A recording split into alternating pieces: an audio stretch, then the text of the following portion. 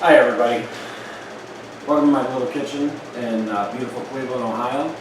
Today we're going to make a simple French bread recipe. It takes about 10 minutes to make, and it's really great on your family functions Sunday when everybody's around the table. You want to have some fresh bread. It's quick, it's easy. I'm going to show you just how to put it together. The first thing you need to do, especially when you're cooking a large meal, is you need to just take a step back, relax, start with like a little glass of wine. I have a cheap white wine in here. It's $6.99. Obviously, not very good, but for all intents and purposes, it's a decent wine. Cheers. Okay. The first thing we're going to do is we're going to put the sugar in. Now what you want is about a tablespoon to a tablespoon and a half of just pure granulated sugar. I'm just using a regular spoon. I make bread so much I really don't need to measure it out that much. And then what you want to do is you want to take a quarter cup of water, roughly about 110 to 115 degrees. And you want to pour it in the sugar. And the reason you want it about 110, 115 is you want to activate the yeast. Now I use a quick rise yeast. You can buy it in any store. I would like to buy it in a bigger ball container than this, but this is the largest they sell in a standard store. I'm sure I could buy it, at some bulk food store, but get the dried, quick active. I actually use Red Star. You can use whatever you want. I don't even think that they actually have any other brands of yeast. I'm not even sure. So this is about, you want to put about one package in, which is the equivalent to about, I would say a tablespoon, a little over a tablespoon. Okay, I'm just going to put it in like this. Then what you want to do is you want to take basically a half a cup of buttermilk, a quarter cup of heavy cream, and about a tablespoon of olive oil, and you want to heat that up to about 110, 115. Again, the idea is that you're going to be able to activate the yeast. If you get it too hot, what is going to happen is you're going to kill the yeast, okay? And if it's too cold, then the yeast won't activate. So, you can use a thermometer, you can do whatever you want to do. Just make sure it's not too hot. I think that's probably, if you kill the yeast, that's really going to hurt you. You won't be able to recover from that. If it's too cold, you can shock the bread later on and, activate the yeast in the oven. So what you really want to do is you want to pay attention to, the heat of the water and the milk and the olive oil mixture. Right, so initially what we're going to do is we're going to put the flour in right now, and the salt. I use about a teaspoon and a half of salt. I'll put it in the bottom of the cup, and then I'm just going to grab 2 cups of flour. I'm going to put it right on the water, sugar, yeast mixture. You're going to need a little extra flour, okay, during the kneading process, so just leave your flour out.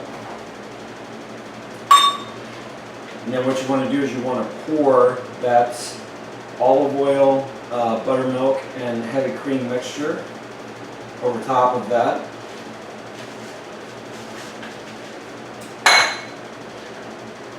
Make sure you stop and have yourself a glass of wine. This is a Union shop, so we take our standard breaks.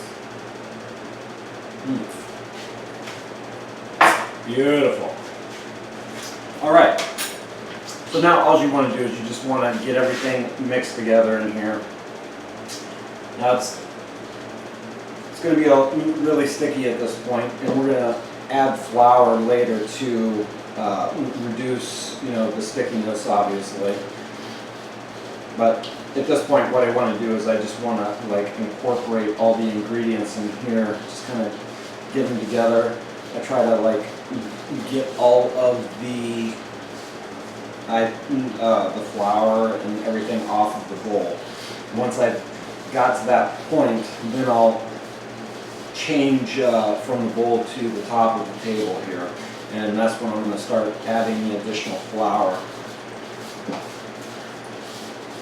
So I know I have 2 cups of flour at this point and all the other ingredients. So that looks pretty good. And the bowl's pretty clean. You're going to throw that down, you got it on your hands. Don't distress. Then we're going to take the extra flour. Now don't use too much flour. I see a lot of cooking shows where they just like dump flour in. The end result, you want the dough to be just before sticky, almost like it wants to be sticky, but not sticky. So you gotta, be a little conservative with the flour as you go along. And all we're doing at this point is we're just picking up all the random pieces and basically getting that flour, mixed in with the rest of the dough. I actually might have put a little bit too much flour on there. And again, I just kind of pull this off of my hand, at the very beginning while I got a lot of excess flour that we don't have, this big clumps of flour going down my garbage disposal. And actually, that's not too bad. We're actually picking all that up once we knead this. So you're going to probably knead this about, 50 times. So it looks like I have just the right amount of flour. Normally when I do this, I don't add that much at the beginning. I kind of just do it a little bit at a time. Knead it a couple of times, add a little bit of flour. So it's still just a little bit sticky, and it's actually sticking on my hand, so I will actually knead, and I can see it right there sticking on the butcher block. I'm just going to add a little bit, okay? Getting that dough that's sticking on the top of the table there. And again, you want to knead this about 50 times. So today, I was supposed to meet a friend of mine that's in from out of town. And we made plans to get together, I don't know, a couple days ago. And I haven't seen her for a long time. We're supposed to get together, Saturday afternoon to Saturday evening. And then she texted me and she's like, well, I'm going to have dinner with you. And then I'm going to, gracefully exit about 9 o'clock and go to my evening date. And I was like, excuse me? I was like, yeah, no, that's not going to happen. I was like, what do I look like, right? Chopped liver? I mean, you can't spend, the whole evening with me. So, that kind of threw me for a loop this morning. I was actually in a really bad mood. Thank God for wine. As a matter of fact, I think we're going to take a quick little drink. Salute.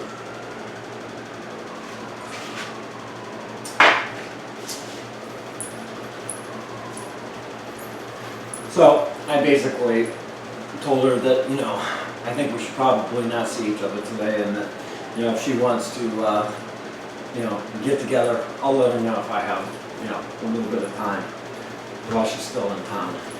Because, hey, come on.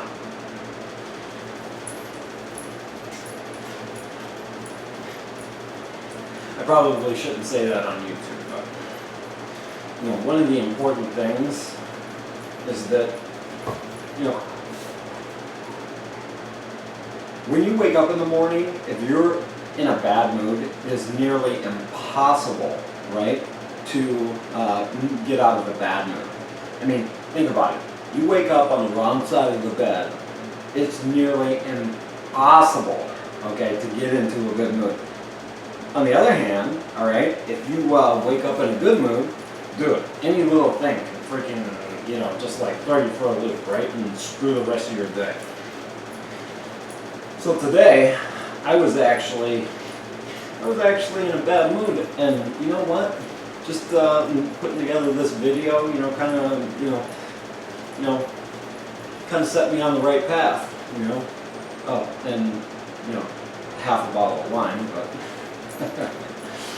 and I still have my friend's Christmas in July party to go to. Okay, so I think we're about there. Again, it's just feels like it's almost sticky. Okay, the dough is you know, real soft, real soft. I mean, if it's like really tough, you added way too much flour. There could be a couple other things too. Didn't have enough milk mixture. Okay. So what we're going to do now is we're going to just lightly coat it with some flour. So we're going to roll it out. So you just press it down a little bit.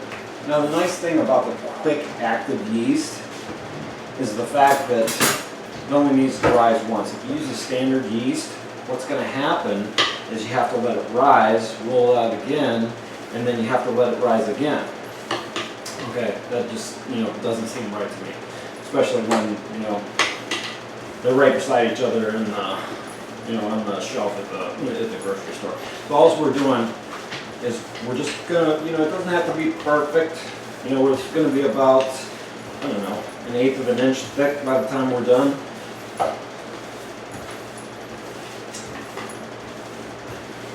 And my friend is having this little party. You know, there's going to be a lot of delicious food, a lot of delicious homemade wine.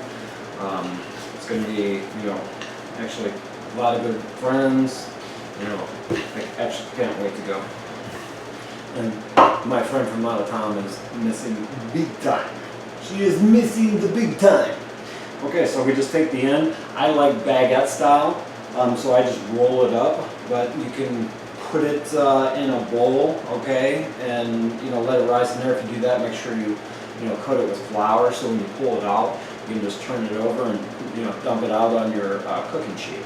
So as this comes out, basically what happens then is that I have these nice little slices for sandwiches.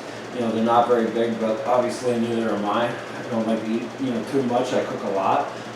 It's quality versus quantity. So basically you just stick this on your cooking sheet.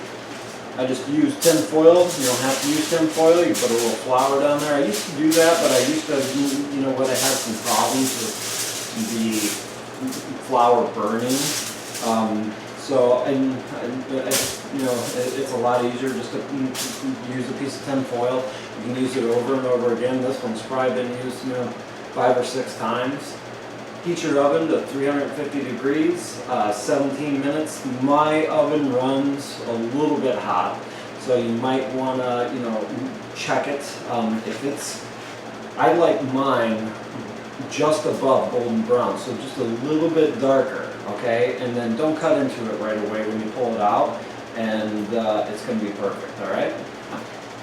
Okay, so the bread has risen to double. It's ready to go in the oven. I have the oven preheated at 350 degrees. Again, what I want to do is I want to cook it till it's just above golden brown, so it's going to be a little bit darker. It takes about 17 minutes. My oven tends to run a little bit hot, so you have to basically judge based on how your oven operates. 17 minutes to 20 minutes, give or take. Again, judge based on what your oven is geared towards, what the room temperature is. Obviously, if the room temperature is a little bit hotter, the oven is going to cook a little bit faster. A good way to judge this is once it's at that just above golden brown, pull it out. Take a towel so you don't burn your hand and just gently pull it up so you can see the bottom of the bread. You don't want it to burn on the bottom. And if it's a little bit darker than the top or as dark as the top, you're right there, so you can go ahead and pull it out. Okay, so I pulled the bread out of the oven. You can see that the bread is actually just above golden brown. And what I want to do is show you the bottom. So you can see it's a little bit darker down there, okay, but it's not burnt, which is key. You don't want the bottom to burn, which is actually 17 minutes exactly. Once again, My oven runs a little bit hotter. It's 85 degrees in here, so 17 minutes is actually perfect. Now I know that I said, you should wait before you cut into it, but I have a taste for this right now, so I'm going to go ahead and I am going to take a little bite out of here. And again, if you look at this, it's still cooking, okay, but if you allow it to cook, because this thing is really hot, it's going to be perfect, all right? And at this point, actually it is perfect. Oh yeah, that's good. Good. All right, there you go. 10-minute bread. Quick and easy. See you later.